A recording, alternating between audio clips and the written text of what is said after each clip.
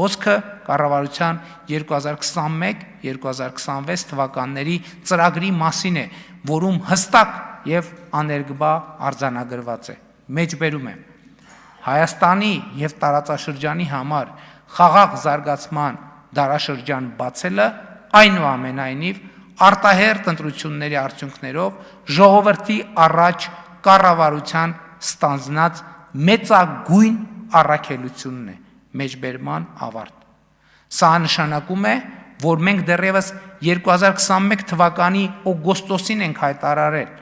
որ խաղաղությունն է լինելու մեր գերագույն նպատակը եւ այդ գերագույն նպատակը ահա իրագործված է։ Հարց է հնչում. ինչ գնով, այն գնով,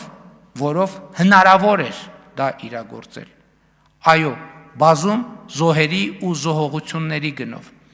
բազում զրկանքների եւ տառապանքների գնով, դժոխքի միջով անցնելու գնով, բայց այսօր մենք ունենք այն, ինչ դեռ ի սկզբանե եղել է մեր գերագույն նպատակը՝ պետություն, խաղաղություն, զարգացում եւ հեռանկար, հորիզոն,